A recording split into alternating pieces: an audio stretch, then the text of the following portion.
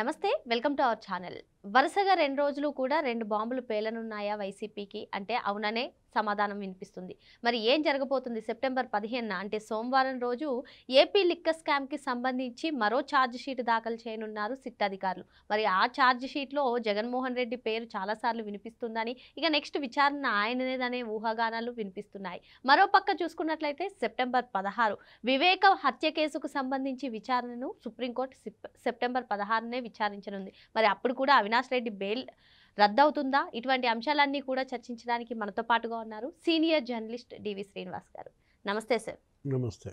September 15, 16 ఈ 2 రోజులు కూడా వైసీపీకి కాలరాత్రులు కాబోతున్నాయా? మరి ఏపీ లిక్కర్ స్కామ్‌కి సంబంధించి మరో ఛార్జ్ షీట్ దాఖలు చేస్తున్నారు సిట్ అధికారులు. అందులో జగన్మోహన్ రెడ్డి పేరు చాలా సార్లు ఉన్నట్టు కూడా వినిపిస్తుంది సార్. మరి మొత్తానికి అసలు ఇటు తమ్ముడి విచారణ, అటు అన్నయ్య బెయిల్ రద్దవ్వడం 2 రోజుల్లో 2 పరిణామాలు, కీలక పరిణామాలు చోటు చేసుకోబోతున్నాయనే కథనాలు వినిపిస్తున్నాయి. మరి ఈ అంశాలపైన మీరేమంటారు? 15, 16 తారీఖులు 2 రోజుల్లో 2 బాంబులు పడబోతున్నాయి. Hydrogen bomb, atom bomb. అంటే ఏంటి? క్రిమినల్స్పై వీటిని సర్జికల్ స్ట్రైక్స్గా చూడాలి. ఏపీ క్రిమినల్స్పై ఇవాళ కోర్టులు లేకపోతే దర్యాప్తు సంస్థలు ఎలా సర్జికల్ స్ట్రైక్స్ చేస్తున్నాయి. ఒకటి 15వ తారీఖు అసలు అది బిగ్ మండే అంటున్నారు. ఇది ఎక్కడ చూసినా ఛానల్స్లో వాటి గురించి కథనాలు. అంటే ఫైనల్ ఛార్జ్ షీట్ సిట్ వేస్తోందని, ఇప్పటికే ఫస్ట్ ఛార్జ్ షీట్ వేశారు, తర్వాత ఒక అనుబంధ ఛార్జ్ షీట్ కూడా దాఖలు చేసిన దీంట్లో ఇప్పుడు వేయబోయే ఛార్జ్ షీట్ ఎలా ఉండబోతుంది. ఇప్పుడు జగన్మోహన్ రెడ్డి ఫస్ట్ ఛార్జ్ షీట్లోనే ఆయన పేరు 3 సార్లు వచ్చిందన్నారు. రెండో ఛార్జ్ షీట్లో అయితే జగన్మోహన్ రెడ్డి సీఎంగా పనిచేసినప్పుడు ఆ కార్యదర్శి ఎవరు ధనంజయ రెడ్డి, లేకపోతే ఆయన ఓఎస్డి కృష్ణమోహన్ రెడ్డి, ఆయన cement factory director Balaji Govindappa, వాళ్ళ ముగ్గురు మీద నడిచింది రెండో ఛార్జ్ షీట్. ఇప్పుడు వేయబోయే 3వ ఛార్జ్ షీట్ ఇది ఫైనల్ ఛార్జ్ షీటా, లేదు అది తర్వాత వస్తుందా? ఎందుకంటే మొన్న ఛార్జ్ షీట్లోనే మరి ఏసీబీ కొన్ని అక్షంతలు వేసింది కోర్టు. ఆ ఛార్జ్ షీట్లో కొంత లోపాలు ఉన్నాయి, అవి సరిచేయమన్నారని, లేకపోతే ఏదో ఆ డ్రాఫ్టింగ్లో లోపాలు. ఏసీబీ కోర్టు అసలు దాన్ని స్టే ఇచ్చినంత పని చేసింది. దానిపైన హైకోర్టు ఏదో కొంత ఆపినట్టుంది. ఏది ఆ ఛార్జ్ షీట్ పైన ఏసీబీ కోర్టు ఏదైతే బ్లేమ్ చేసిందో ఆ అభ్యంతరాలన్నింటినీ స్టే చేసింది హైకోర్టు. ఇప్పుడు వేయబోయే ఛార్జ్ షీట్ టోటల్గా జగన్మోహన్ రెడ్డి పైనే ఉంటుందా, లేకపోతే ఇప్పుడు ఈ మోహిత్ రెడ్డి, నెక్స్ట్ సజ్జల భార్గవరామ్, లేకపోతే అతనెవరు సునీల్ రెడ్డి, అనిల్ రెడ్డి, వీళ్ళ నలుగురికి మరి ఉచ్చు బిగుస్తుందా? నారాయణ స్వామి పరిస్థితి ఏంటి? అప్పటి ఎక్సైజ్ శాఖ మంత్రి నారాయణ స్వామి ఆయన ఫోన్ కూడా మరి ఓపెన్ చేస్తున్నారు. దానికి కూడా కోర్టు అనుమతి ఇచ్చింది. ఎఫ్ఎస్ఎల్ మన ఫోరెన్సిక్ సైన్స్ ల్యాబ్ వాళ్ళు అందులో ఏమి వీడియోలు బయటకు వస్తాయి, లేకపోతే ఏమి లావాదేవీలు బయటకు వస్తాయి. అసలు నారాయణ స్వామి బ్యాంకు లావాదేవీల పైన కూడా ఇవాళ స్క్రీనింగ్ జరుగుతున్నాయి. అంటే అప్పటి ఎక్సైజ్ శాఖ మంత్రికి నెలకి 50 లక్షల ముడుపులు అందాయంటున్నారు. ఇవన్నీ మీడియాలో కథనాలైనా వాస్తవాల? ఇప్పుడు ఒకటి నారాయణ స్వామి ఇష్యూ కాదు, ఇప్పుడు ఇతనెవరు సునీల్ రెడ్డి నిన్న అసలు 10 గంటలు 14 గంటలు ఆయన కార్యాలన్నిటిపైన తనిఖీలు సోదాలు జరిగాయి. అక్కడ కూడా కీలకమైన ఆధారాలు ల్యాప్టాప్లో అయ్యి స్వాధీనం చేసుకున్నాను అన్నారు కదా సార్. మరి ఇందులో ఏమైనా డేటా దొరికే అవకాశం ఉందా? మరికొన్ని పేర్లు బయటకు వచ్చే అవకాశం ఉందంటారా? లేదు అంటే ఇంకా జగన్మోహన్ రెడ్డి అంతిమ దోపిడీదారుడు, ఆయన దగ్గరికి సిట్ అధికారులు వెళ్తారంటారా? అంటే సునీల్ రెడ్డి కార్యాలయాలపైన అటు హైదరాబాద్లో, ఇక్కడ విశాఖపట్నంలో ఇవన్నీ తనిఖీలు సోదాలు చూసి కంగారెత్తిపోతున్నారు. అక్కడేమీ లేకపోతే ఎందుకు ఇంత బేజారెత్తిపోతారు? ఇప్పుడు అతను ఒక పారిశ్రామికవేత్త, న్యాయవాది, పెద్ద లాయర్ అనో ఏదో బిల్డప్ ఇస్తున్నారు. ఇప్పుడు అతను గతంలో జగన్ జైల్మేట్, అది మర్చిపోతే ఎలా? ఇప్పుడు ఏది సిబిఐ కేసుల్లో లేకపోతే ఈడీ కేసుల్లో జగన్ జైల్లో ఉన్నప్పుడు ఎంఆర్ కేసులో ఇతను అరెస్ట్ చేసి జైల్లో పెట్టారు. ఇతను జగన్మోహన్ రెడ్డికి పిఏ, భారతీ మేడంకి సమీప బంధువు.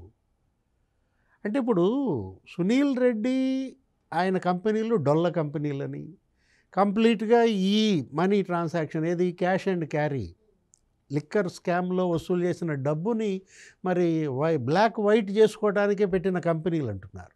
24 కంపెనీల్లో అతను డైరెక్టర్గా ఉన్నాడు. అందులో అప్పుడు రాజశేఖర రెడ్డి ముఖ్యమంత్రిగా ఉన్నప్పుడు ఆ క్విడ్ ప్రోకో 1.0 అప్పుడు ఎన్ని ఉన్నాయి? 4 కంపెనీలు.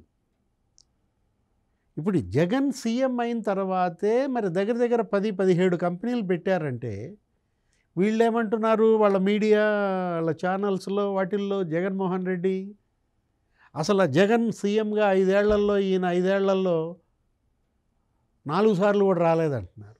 జగన్ ఎక్కడ కలవలేదంటున్నారు. కలవడం రావటం కాదు కదా ఇక్కడ సమస్య. ఆ కంపెనీలు అతనయ్యా కాదా? ఆ కంపెనీల్లో ఈ లావాదేవీలు జరిగినాయా లేదా? ఇప్పుడు చెవిరెడ్డి భాస్కర్ రెడ్డి నిన్న మనం చూసాం, అతని 8 కంపెనీలు, 16 మంది డైరెక్టర్లు ఎవరో తెలుసా? అతని డ్రైవరు, ఆ పిఏలు, ఆయన మరదలు, అతని బ్రదరు, అతని మేనమామ, మేనల్లుడు, అదో పెద్ద చెవిరెడ్డి సామ్రాజ్యం అంటున్నారు. ఇప్పుడు 7 కొండల పైన స్వామివారు ఉంటే కింద చెవిరెడ్డి సామ్రాజ్యం, భూమన సామ్రాజ్యం, పెద్దిరెడ్డి సామ్రాజ్యం. ఫస్ట్ టైం మనం అసలు ఆశ్చర్యపోతున్నారు అక్కడ. ఏది ఒకటి దాంట్లో ఉన్నటువంటి ఆ చెవిరెడ్డి జితేంద్ర నీ బ్రదరా కాదా? కజిన్. చెవిరెడ్డి సునంద మరి నీ మరదలా కాదా? ఇప్పుడు అతను ఎవరు? నవీన్. ఆ కేసులో A36 నవీన్ ఇన్ఫ్రా ఎవరిది? Jitendra infra, Naveen infra.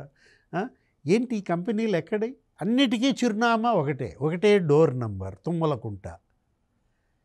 అదేమంటే God is there, nature is great అంటున్నాడు.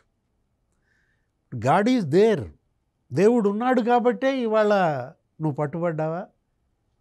ఇప్పుడు నేచర్ ఈజ్ గ్రేట్, ప్రకృతి గొప్పదే కాబట్టే నీకు బెయిల్ రావట్లేదా? ఇప్పుడు ఎంతమంది వీళ్ళు ముందస్తు బెయిల్కి వెళ్ళారు, లేకపోతే క్వాష్ వేశారు, ఏటిల్లో బెయిల్ రాలేదంటే nature is great, justice is great. ఇవాళ ప్రకృతి, దేవుడు, లేకపోతే ఏమంటున్నాడు చెవిరెడ్డి భాస్కర్ రెడ్డి? సిట్ కర్మ సిద్ధాంతం తెలుసుకోవాలి, స్పెషల్ ఇన్వెస్టిగేషన్ టీం అంట, పాపభీతి ఉండాలంట, నేను వేద పాఠశాల నడుపుతున్నాను, ఏదేదో చెప్తాడు. అంటే ఏ వేదం చెప్పింది, ఏ ధర్మం, ఏ మతం చెప్పింది నిన్ను డొల్ల కంపెనీలు పెట్టమని? ఇప్పుడు అక్కడ తిరుపతిలో తిరుచానూరు, అక్కడ ఏంటి నీకు? అక్కడ ఆలయ అర్చకుడు, ఏది ఆయన భార్య రేణుకానో ఎవరో, ఆమెకు ఒక 3 ఎకరాలు ఉంటే 24 లక్షలు ఇచ్చి 3 ఎకరాలు రాంచుకున్నారు. ఎంత? 36 కోట్లు అంట దాని ఖరీదు. అంటే 36 కోట్ల విలువైన భూమి చెవిరెడ్డి కొనేది ఎంతకి? ఇప్పుడు కత్తి పెట్టావా, గొడ్డలు పెట్టావా, ఎలా ఇస్తారు నీకు? ఇప్పుడు అక్కడ ఒక అంకణం ఖరీదు 2 లక్షలు అంట. నీ డ్రైవర్ ఎన్ని అంకణాలు కొన్నాడు? అంటే డ్రైవర్ అంటే జీతం ఎంత ఉంటుందమ్మా? 25,000, 15,000, 20,000. అట్లాంటి ఆడు అసలు మరి అంకణాలు భూమి ఎలా కొన్నాడు? మరి ఇది ఎలా పెట్టాడు కంపెనీలు? అంటే ఇప్పుడు ఒకటి చెవిరెడ్డి భాస్కర్ రెడ్డి ఇంక ఇలా నటిస్తుంటే నేను వేద పాఠశాల పెట్టానంటాడు, ఆయన పెద్దిరెడ్డి నేను గోశాల కట్టానంటాడు, భూమన నాదకు గోశాల ఉందంటాడు, గుడులు కట్టామంటారు. దీనికోసమా? అంటే వీళ్ళు ధర్మాన్ని అడ్డం పెట్టుకుని ఎంత అధర్మంగా వ్యవహరించారు, ఎంత అన్యాయంగా కొల్లగొట్టారు. ఇవాళ పట్టుబడ్డారు. ఇప్పుడు అతనిది ఎవరైనా అవినాష్ రెడ్డి కేసు కూడా వస్తుంది, ఇంకో బాంబు. అది ఏదది? వివేక హత్య కేసులో అవినాష్ రెడ్డి కస్టోడియల్ విచారణ అవసరమా అని అడిగింది. సుప్రీంకోర్టుని మరి ప్రశ్నించింది ఏది? సిబిఐ. అసలు నువ్వు ఈ కేసు నువ్వు ఇంకా కొనసాగిస్తావా, కేసు క్లోజ్ అయిందా అని అడిగింది. ఇక్కడ సిబిఐ అసలు డొంక తిరుగుడుగా మాట్లాడితే ఎలా? అది కిరాతక హత్య. ఒక ముఖ్యమంత్రి తమ్ముడు ఆయన అసలు రాజ్యసభ తప్ప అన్ని సభల్లో ఉన్నాడు. జగన్మోహన్ రెడ్డికి బాబాయ్. కిరాతకంగా చంపితే ఇంకా ఆ కేసు ఇప్పుడు 7వ సంవత్సరం, ఇంకా కొలిక్కి తేకుండా ఏంటి అడిగింది సుప్రీంకోర్టు తప్పు లేకుండా అవినాష్ రెడ్డి కస్టోడియల్ విచారణ మీకు అవసరమా కాదా, మరి అతను బెయిల్ రద్దా? రేపు పొద్దున ఇది ఎన్నో తారీఖు, అది మంగళవారం, అంటే అటు సోమవారం అన్న కథ ముగిసిపోతుందా, మరి మంగళవారం తమ్ముడి కథ కొలిక్కి వస్తుందా? ఏదైనా ఈ సోమ మంగళవారాల్లో మాత్రం కొంచెం గడ్డు వారాలే.